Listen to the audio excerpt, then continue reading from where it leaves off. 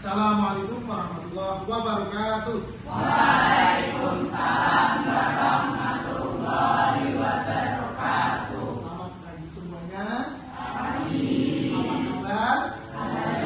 Alhamdulillah. Oke, sebelum pembelajaran, maka alangkah baiknya kita berdoa bersama. Mudah-mudahan apa yang kita pelajari nanti bisa bermanfaat untuk diri kita sendiri, lebih-lebih bisa menjadikan kalian menjadi anak yang soleh-solehah, berbakti kepada orang tua, bisa mengabdi dan bisa bangsa dan agama. Amin Allahumma amin. Kita doa bersama Allahumma sholihah al-fatihah.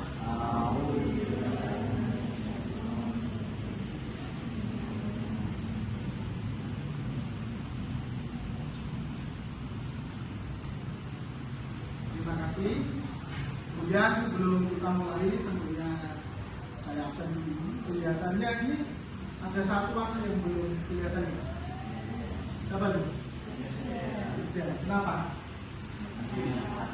Acara keluarga. Oke, satu izin ya. Oke. Oke, untuk mereview materi kemarin, yaitu tentang pendekatan geografi. Sebelum kita lanjutkan pada 10 konsep esensial geografi, kita ulas kembali siapa yang bisa menjelaskan tentang pendekatan geografi. Ada 3 itu. Ya, silakan. Pendekatan spasial atau ruangan. Ya, pendekatan spasial atau ruangan itu disebutkan. 2. Pendekatan 3. Coba jelaskan atau kasih contohnya tentang pendekatan ke ruangan atau spasial. Yaitu melalui sudut pandang ke ruangan, objek formal ditinjau dari segi nilai suatu tempat dari berbagai kepentingan dan dapat dipelajari tentang letak, jarak, keterjangkauan, aksesibilitas dan sebagainya. Contohnya banjir Kabupaten Demak di Norowito. Nah, dikarenakan oleh apa? Banjir di Norowito itu Jebulnya tanggul. jebulnya tanggul itu menunjukkan tentang keruangan. Yang menunjukkan pendekatan ke lingkungan. Ayo, kamu ya.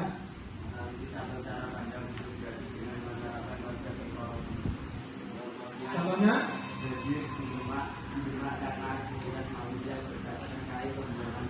Pembuangan sampah yang sembarangan sehingga mengurangi terjadinya banjir tangan. Yang ketiga, konsep wilayah. Konsep wilayah. Kalau peruangan sudah, lingkungan sudah, yang ketiga adalah kompleks wilayah. Ayo siapa? Kamu saya ya. Kompleks wilayah ya. Kamu dong. Kamu.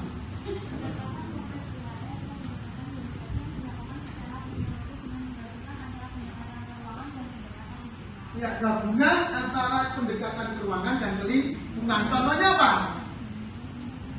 Gabungan. Yang ada contoh ruang, ada contoh lingkungan. Mana dua-duanya? Contohnya apa? Banjir di Kabupaten Demak selain dikarenakan jebolnya tanggul, juga akibat dari pembalakan liar yang ada di hulu. Tepuk tangan untuk kalian semuanya.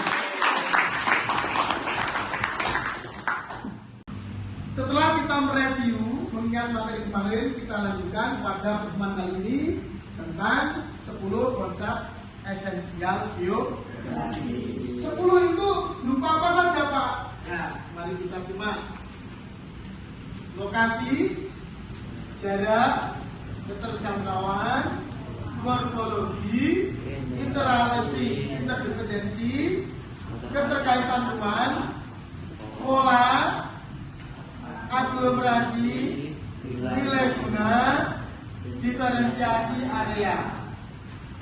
Dari 10 konsep ini, esensial itu sama halnya konsep dasar. Kalian dituntut tidak hanya bisa menyebutkan, tidak hanya bisa mengerti definisi, tetapi mampu menganalisa, mampu mengidentifikasi, mampu menjelaskan. Karena materi ini itu menggunakan HOTS, Hack Order Thinking, cara berpikir kelas tinggi, seperti anak kuliah, ya, paham? Sebelum jelaskan materi sesuai dengan pengertiannya, alangkah baiknya cara belajar menggunakan password pakai kata kunci. Contoh, lokasi. Lokasi itu apa, Pak? Lokasi itu yang menunjukkan suatu tempat. Di dalam konsep lokasi ini terbagi menjadi dua. Ada lokasi absolut, mutlak, ada lokasi relatif. What the meaning is lokasi mutlak atau absolut? Lokasi yang tetap, yang tidak mungkin berubah walaupun kiamat tiba, katakanlah demikian. Contoh apa, Pak? Letak astronomis. Contoh Indonesia itu di antara 6 derajat LU, 11 derajat LS, 95 BT sampai 140 BT. Itu sampai kapanpun kiamat tiba, letak Indonesia itu tetap di situ.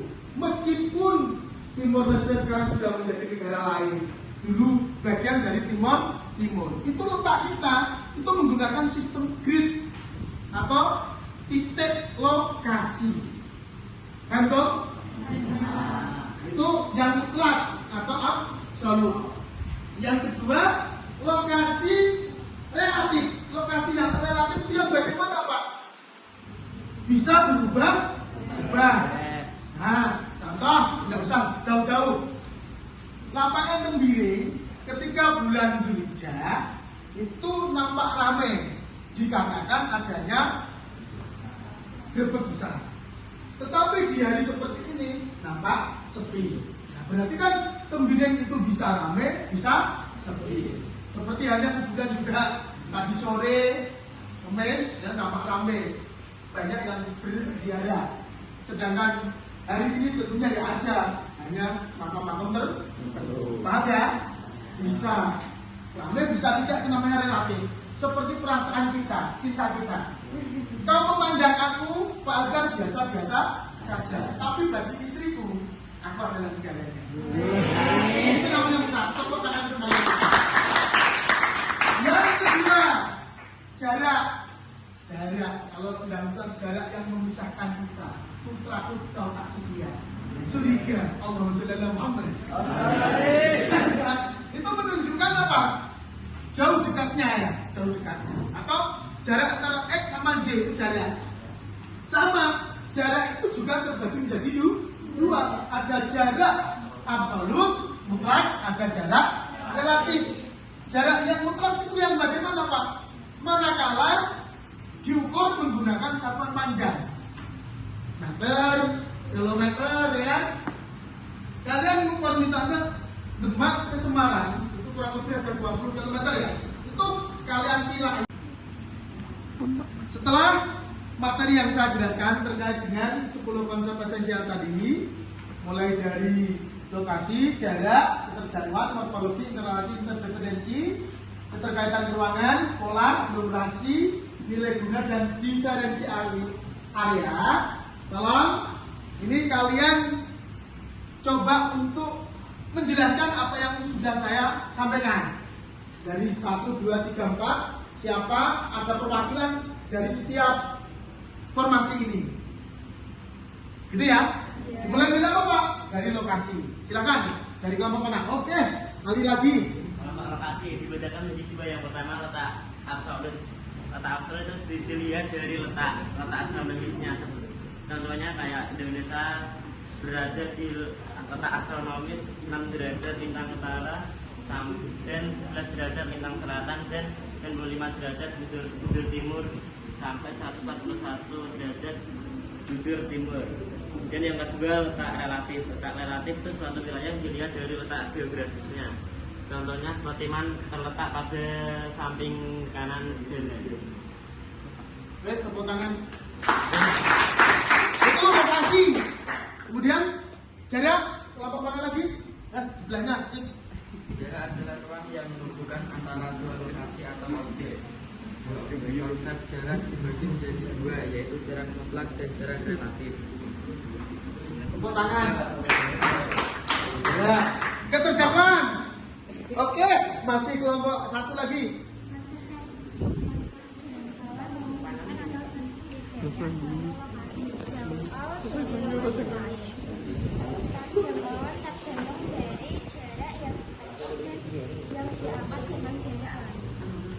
tangan. Morfologi.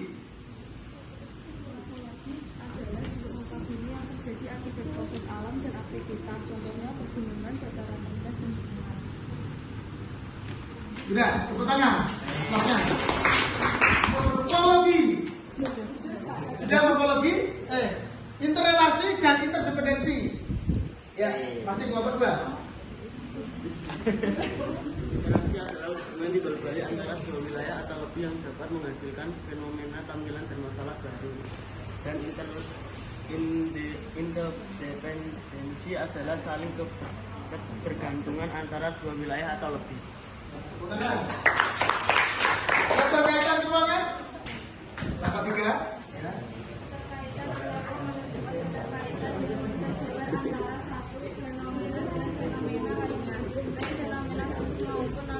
Contoh, penduduk daerah perkotaan membutuhkan bahan pangan dari daerah pedesaan. Ya, mereka saling membutuhkan keterkaitan ya. Kemudian pola. Ya. Pola adalah karakteristik ketergantungan berbagai fenomena geografis di suatu tempat atau ruang di permukaan bumi. Contoh, pola aliran sungai dengan struktur geologi dan jenis batuan. Tepuk tangan seneng ya. Lanjut, pola itu kata kuncinya bentuk. Lanjut pada aglomerasi. Ya, belakang. Kelompok 3 masih.